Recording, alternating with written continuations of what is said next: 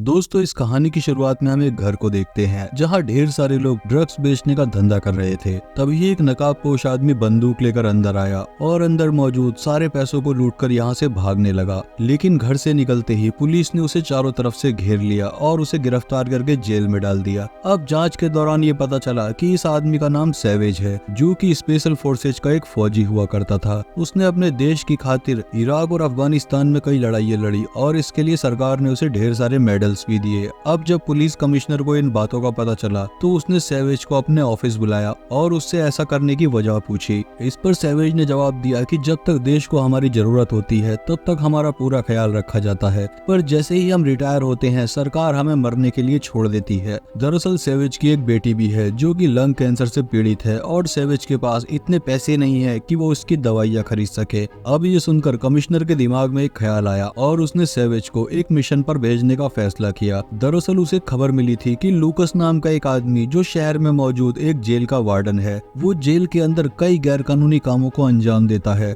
लूकस अपनी जेल में एक इलीगल फाइट करवाता है और उसका लाइव टेलीकास्ट करके पैसे कमाता है। इसके साथ ही वो जेल के कैदियों से ड्रग्स का धंधा भी करवाता है। लेकिन इन सब के बावजूद भी पुलिस उसे गिरफ्तार नहीं कर सकती क्योंकि उनके पास लूकस के खिलाफ कोई सबूत नहीं है। इसलिए कमिश्नर चाहता था कि सैवेज उस जेल के अंदर जाए और लूकस के खिलाफ सबूत इकट्ठा करके उस तक पहुंचाए। अब पहले तो सैवेज ने इस मिशन के लिए इनकार कर दिया, पर जब कमिश्नर ने उससे वादा किया कि सरकार उसकी बेटी के इलाज का खर्चा उठाएगी तो वो ये काम करने के लिए राजी हो गया। अब अगले दिन सैवेज को उस जेल में भेजा गया जहाँ केलियन नाम के एक गार्ड ने सभी कैदियों का वेलकम किया और उन्हें जेल के रूल्स बताए। इसके बाद जेल के डॉक्टर ने सैवेज की गर्दन में एक चिप डाल दी जो असल में एक जीपीएस ट्रैकर था। इसके बाद जब सैवेज अपने कमरे में पहुंचा तो उसके बिस्तर के नीचे कमिश्नर का भेजा हुआ फोन मिला, जिससे कि वो सबूतों को इकट्ठा कर सके और लूकस का भांडा फोड़ सके। अब उस शाम जब सैवेज मेस में खाना खाने गया तो जेम्स नाम का एक दूसरा कैदी उससे बेवजह पंगे लेने लगा,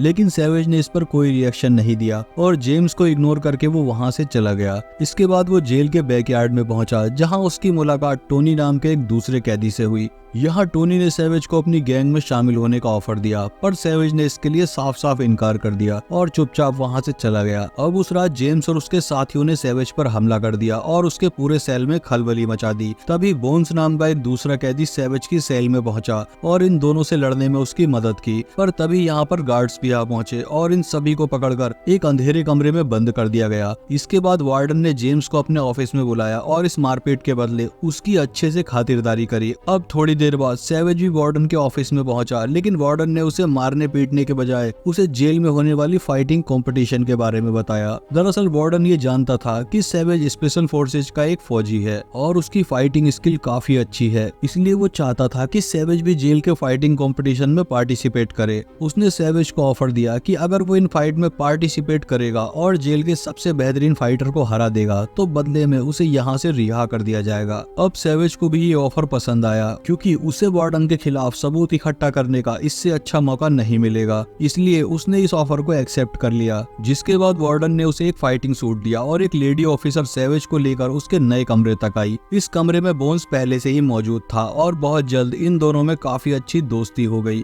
अब थोड़ी देर बाद सैवेज जेल की टॉयलेट में गया और कमिश्नर को मैसेज करके इस इलीगल फाइट की जानकारी दी। वहीं दूसरी ओर बोन्स ने उसे बताया कि टोनी इस जेल का चैंपियन है और आज तक वो एक भी फाइट नहीं हारा। अब उस शाम सैवेज ने अपनी फाइटिंग सूट पहना और बोन्स के साथ फाइटिंग रिंग में पहुंचा। इस फाइटिंग रिंग को दी डंजन नाम से जाना जाता था और यहाँ होने वाली फाइट्स का सिर्फ एक ही रूल था कि इन फाइट्स में कोई रूल नहीं थे। साथ ही वार्डन इन फाइट्स को लाइव टेलीकास्ट करता, जिसके जरिए जेल के बाहर बैठे लोग भी इस पर सट्टा खेल पाते। अब ये सब देखकर सैवेज ने वो फोन निकाला और सबूत के तौर पर एक वीडियो बनाने लगा। अब थोड़ी देर बाद टोनी फाइटिंग रिंग में पहुंचा जहाँ उसका मुकाबला एक नहीं बल्कि दो कैदियों से था, लेकिन इसके बावजूद भी टोनी को इस फाइट में कोई तकलीफ नहीं हुई और उसने बड़ी ही आसानी से इन दोनों को हरा दिया। अब अगली फाइट थी सैवेज की और उसका अपोनेंट था वैम्पिरियो नाम का एक दूसरा कैदी। अब चूंकि सैवेज स्पेशल फोर्सेज का कमांडो था, इसलिए फाइट शुरू होते ही उसने वैम्पिरियो को एक पंच मारकर उसे ढेर कर दिया और मात्र 10 सेकंड के अंदर अपनी पहली फाइट जीत ली। अब इस फाइट के बाद टोनी वार्डन के पास पहुंचा और उससे अपनी रिहाई की मांग की। दरअसल वार्डन ने उससे वादा किया था कि जिस दिन वो जेल का चैंपियन बनेगा उस दिन उसे जेल से रिहा कर दिया जाएगा। जाएगा। इस पर वार्डन कहता है कि अगर तुम्हें अपनी आजादी चाहिए तो तुम्हें एक और फाइट लड़नी होगी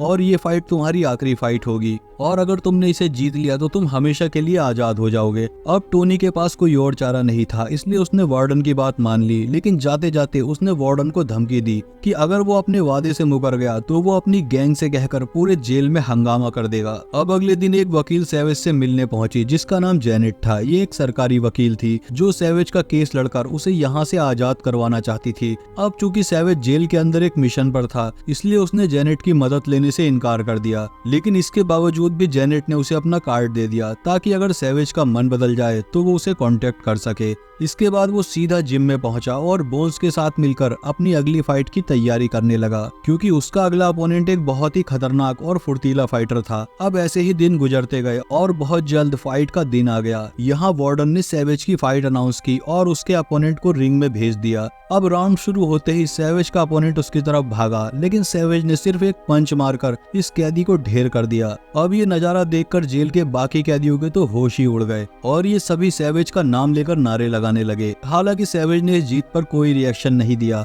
और बोन्स के साथ अपने कमरे में लौट आया। अब उस रात सैवेज और बोन्स ने मिलकर इस जीत को सेलिब्रेट किया और इधर उधर की बातें करने लगे। यहाँ बातों ही बातों में बोन्स ने बताया कि वो जेल में इसलिए बंद है क्योंकि उसने उस इंसान का मर्डर किया था जिसने की उसकी बहन के साथ बदतमीजी की थी। इस पर सैवेज ने कहा कि तुमने जो भी किया बिल्कुल ठीक किया और मुझे पता है कि तुम कोई बुरे इंसान नहीं हो। अब उस रात सैवेज जेल के मैस में पहुंचा और उसके अंदर आते ही पूरे मैस में शांति छा गई। दरअसल ये सभी कैदी उसकी फाइट देखकर काफी डरे हुए थे और वो सैवेज को ही खतरा मान रहे थे। अब अगले दिन जब सैवेज अपने कपड़े धो रहा था तब टोनी के लोगों ने उस पर हमला कर दिया। ठीक उसी वक्त जेल की एक गार्ड वहां पहुंच गई और इन सभी को रोकने की कोशिश की, पर इसी बीच एक चाकू उस गार्ड के सीने में लग गया और वो सीधा जमीन पर जा गिरी। ये देखकर सैवेज ने फौरन इस गार्ड को इमरजेंसी रूम में पहुंचाया और उसकी सूझबूझ के चलते इस गार्ड की जान बच गई। इसके बाद वार्डन ने सैवेज को अपने ऑफिस में बुलाया और तहे दिल से उसका शुक्रिया अदा किया, क्योंकि अगर उस गार्ड की जान चली जाती तो वार्डन का भांडा फूटना तय था। यहाँ वार्डन ने सैवेज से उन गुंडों के नाम पूछे और अपने गार्ड किलियन के साथ मिलकर उन दोनों को मौत के घाट उतार दिया। अब अपने साथियों की मौत के बाद टोनी गुस्से से लाल हो गया और सैवेज के पास जाकर उसे फाइट के लिए चुनौती देने लगा। हालांकि सैवेज ने इस पर कोई रिएक्शन नहीं दिया और चुपचाप अपनी ट्रेनिंग करता रहा। अब ट्रेनिंग के बाद वो वार्डन के ऑफिस में गया और उसके सामने टोनी से फाइट करने की इच्छा जताई। अब ये सुनकर वार्डन खुश हो गया क्योंकि इन दोनों की फाइट से वो करोड़ों रुपए कमा सकता था,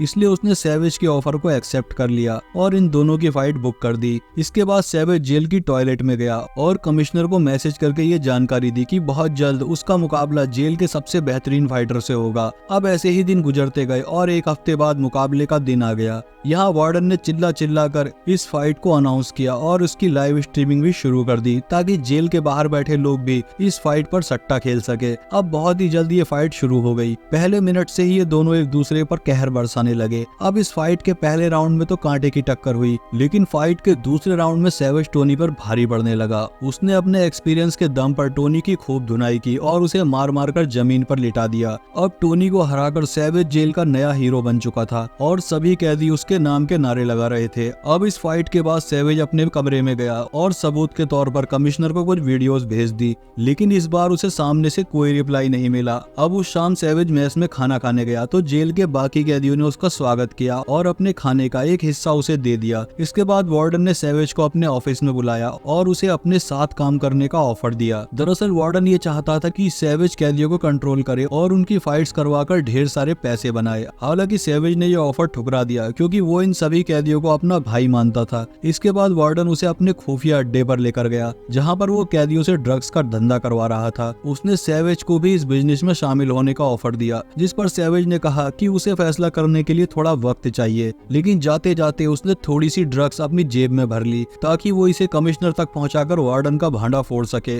इसके बाद वार्डन उसे लेकर अपने ऑफिस में गया जहां कमिश्नर पहले से ही मौजूद था और अब ये खुलासा होता है कि वार्डन और कमिश्नर शुरू से ही एक दूसरे से मिले हुए थे। दरअसल ये जानते थे कि सैवेज की फाइटिंग स्किल काफी अच्छी है, इसलिए उन्होंने बड़ी ही चालाकी से सैवेज को जेल के अंदर डाला और उसकी फाइट्स करवाकर करोड़ों का मुनाफा कमाया। अब ये जानकर सैवेज के तो मानो होश ही उड़ गए और इतने बड़े धोखे के बाद वो पूरी तरह से टूट चुका था। अब वार्डन और कमिश्नर ने सैवेज को अपने साथ जुड़ने का ऑफर दिया लेकिन जब सैवेज नहीं माना तो उन्होंने बोन्स को बुलाकर उसे खूब टॉर्चर किया। अब सैवेज के पास कोई और चारा नहीं था और उसे अपने दोस्त की जान बचाने के लिए वो फाइट करने के लिए तैयार हो गया। इसके बाद वो बोन्स को लेकर कमरे में पहुंचा और यहाँ इन दोनों ने कसम खाई कि वो वार्डन और कमिश्नर का भांडा फोड़ कर ही रहेंगे। इसके बाद सैवेज ने उस वकील जेनेट को फोन किया जिससे वो कुछ दिन पहले ही मिला था। यहाँ उसने जेनेट को पूरी बात बताई और वार्डन के खिलाफ इकट्ठा किए सारे सबूतों को एक मेमोरी कार्ड में डालकर उसे दे दिया। इसके साथ ही उसने जेल के सभी कैदियों को अपनी तरफ कर लिया और उनके दिल में वार्डन के लिए नफरत भर दी। अब ऐसे ही दिन गुजरते गए और देखते ही देखते फाइट का दिन आ गया। इधर दूसरी जेल का वार्डन अपने सबसे बेहतरीन फाइटर शाका को लेकर आया। यहाँ दोनों जेल के वार्डन्स ने अपने अपने फाइटर पर सट्टा लगाया और बहुत जल्द इन दोनों की फाइट शुरू हो गई।